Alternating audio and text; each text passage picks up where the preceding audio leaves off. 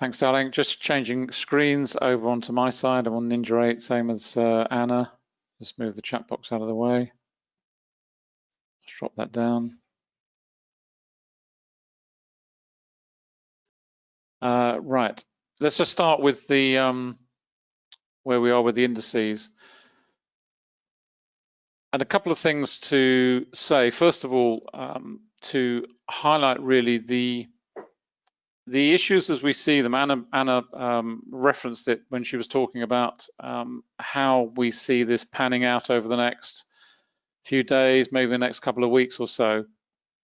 So what are we actually seeing in terms of what is going on and possible slowdown in the current bullish trend with maybe congestion, maybe even a full-blown reversal, certainly a pullback of some description, weakness in the market. What we're seeing right now, certainly from an intraday perspective, just up on the top line here, these are all the 5-minute charts. This is the YM top left, this is the NQ, the NASDAQ in the middle, and over on the right we've got the ES, which is the S&P 500. So we've got the three key US indices on the top line. What I've also got below them is the tick speedometer here, which is giving us a heads up in terms of participation, in terms of activity. In other words, in terms of how lively these markets are they seeing full participation? Are we seeing lots of activity? Are we seeing lots of volume driving into the market? And that's all reflected through this very simple prism on the indicator of these color changes where we're running in red. Then clearly the market is pretty inactive. You can see it in congestion here, and you can also see the tick activity falling away. We're starting to see a pickup in activity now, moving to orange. And we've punctuated with these little green patches here, which really tell us that we've got high activity coming into the market. And from a trading perspective, you can run this on any time frame you like, but certainly from a trading perspective, what you're looking for is very much a balance of running, obviously much more in terms of orange, which tends to be the average, if you will, the norm, with punctuated with green. But when you're running into red all the time, it's just telling you loud and clear that the market is a bit sluggish at the moment. In other words, there's a lack of participation. That's also reflected above on the chart itself with this yellow line, which is the volume point of control. So when the markets are trading around this region, we expect congestion. It's the reason it's there. We're building this high level of volume on each of these charts. So we're not expecting a great deal to happen right now because we're trading around a key area where we've got the heaviest concentration of volume, and therefore we expect congestion. It's based on market profile principles. In other words, when you get to these levels, when you get to these regions, the market behaves as if it's a seesaw with two people of equal weight. So there's no bullish or bearish sentiment to drive the market one way or the other. As soon as a heavier person gets off or a lighter person gets on, then the market gets some momentum, it starts to drive away. That's when you start to see a pickup in activity. You see it on the tick speedometer down here. It'll start to change into orange, perhaps going to punctuate with green as well. And you start to see volumes rising, and you start to see that move away develop on good volume from that region. We've also got some very strong regions of price-based resistance here. You can see this red dashed line on the accumulation distribution indicator is giving us a heads up again from a price perspective. So we're looking at support and resistance from volume and also from a price-based perspective. The trend monitor, as you can see below, is bright red across all three, so it's pretty bearish at the moment. Although when you look down at the daily charts, these are the daily ones below, you can see the sort of levels of price activity that we're trading in. We are trading in narrow range. Now, if I pop this one up full size, and this also touches on the question that Chris asked about economic cycles. This is the NASDAQ, and traditionally the NASDAQ, because of the constituent elements being in technology, it's generally considered as a leading index because when markets come out of a recession and into early expansion phases, then what you expect to see happening is companies investing pretty heavily, not only in employment, in new people, but also in terms of technology. They've got to buy equipment, they've got to gear up for growth, so they're buying equipment, they're buying technology, and that is typically what you tend to see. And what we're seeing in terms of the NASDAQ right now, not only are we seeing a slowdown in terms of the price action, but the price spreads are narrowing quite dramatically. They're getting narrower and tighter and tighter. So there's no There's no great upwards momentum. You're not seeing widespread up candles driven with high volume, lots of buying, lots of participation. You're seeing nervousness coming into the market purely from a price perspective. And when you look at it from a volume perspective below, certainly over the last 3 days and possibly today, we'll see a similar sort of thing. Maybe it'll end up as a down day, might end up as an up day, but it looks as though it's going to end up as a pretty narrow day, all things being equal. We haven't quite got rising volume, but we've got decent volume here, and the price action is really not going anywhere. And it's also fallen away from this previous week. So you're seeing volumes falling away, volumes maintained at a level, but the price really not moving very much higher. And when you put that together, whilst we're seeing in terms of a slightly different picture in terms of the YM, for example, yesterday we had a decent up day here with okay volume. And similarly on the ES, S&P 500, an up day, decent volume on that one. But it is actually when you start to look at the NQ that you start to think, do you know what? I'm wondering if this is starting to build up into certainly a pause point, if nothing else, and possibly a reaction against the current framework of negativity, if you like.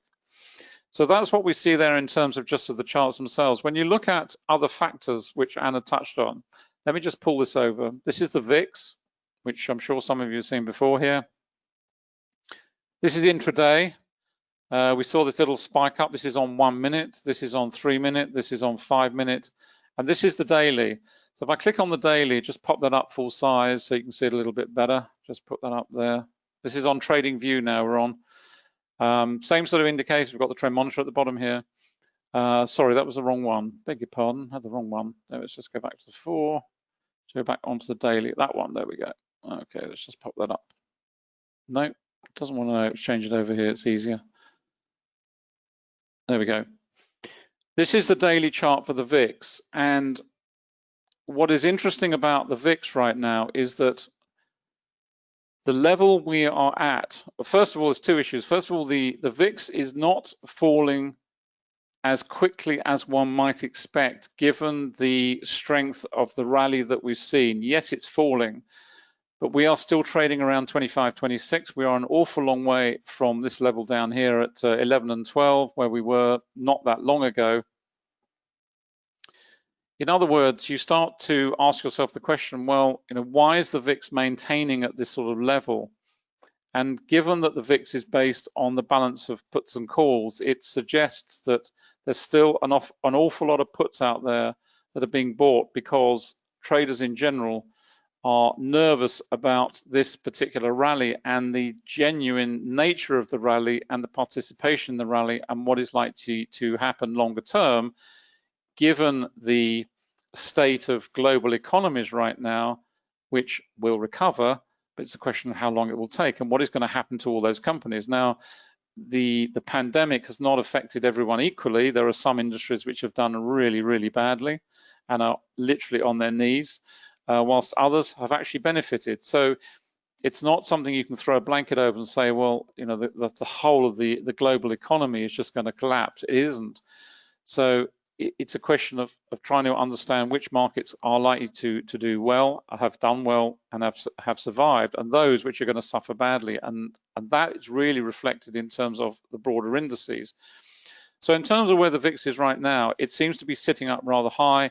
It's not going down to these sorts of levels. And again, it's another indication that perhaps this rally is coming to a pause point because the VIX has not gone back to a level that you might expect it to. The other factor that plays into all this is the rallies that we've seen in the yen complex, with the yen pairs rampaging higher. And I think rampaging is a good descriptive word because that's exactly what they've done. I mean, the moves, as Anna mentioned, have been absolutely explosive. They have been big, big money days. For those of you who come along regularly, you'll know we refer to them in the trading room, in the private chat room that we have on the education program. They are big money days. They are the days you've got to weigh in, because the market has just got tremendous momentum. I mean, it's so at the opposite extreme of what we're seeing literally right now, where the market is just rampaging in one direction or the other. You've just got to get in, you've got to load up, you've got to go in big and make a load of money on those days, because they don't come along that often. But that's what we've seen on the yen. And the question is, from a rhetorical perspective, is, well, if the yen pairs are rampaging higher in that way, why are the other risk asset classes not rampaging with them? And it's a curious divergence of markets here, because generally speaking, you would want to see them, yes, they're moving maybe in the same direction, but when one is moving at such speed, you have to ask yourself the question, there's something curious going on here, and the alarm bells start to ring. Now, that's based on 20 years experience, but it just gives you a little bit of a heads up that something is not quite right here in the state of Denmark, and it just cautions you and gives you a sense of, if I'm going to be trading intraday, that's fine. You know, I'm looking for the ups and downs. If I'm an investor, I would certainly be looking to not withdraw completely from the market, but I'd certainly be looking to reduce my overall investments at this point, maybe move into something less risky, leave some on the table, but certainly or certainly hedge them in some way.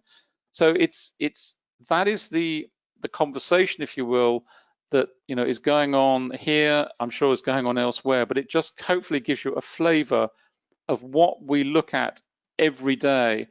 And more importantly, even if you're trading as an intraday trader, as a scalping trader, it also gives you that perspective, because if you're trading in Forex and you're trading risk, because that's all trading's about, it's just risk on or risk off, then you need to have a heads up to this. You need to understand what is going on and try to unpick it all and place it into context of what you might do on an intraday basis, day in, day out, against the framework of what is going on globally and how that's reflected in the charts.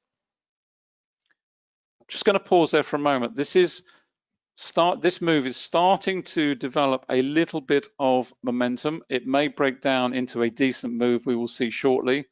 But I'm just going to pause there. I'm just keeping an eye on the VIX. Just want to pause there because I want to move on to something else. And what I want to go to is, let me just switch off for a moment. I'm just going to grab a drink. Bear with me.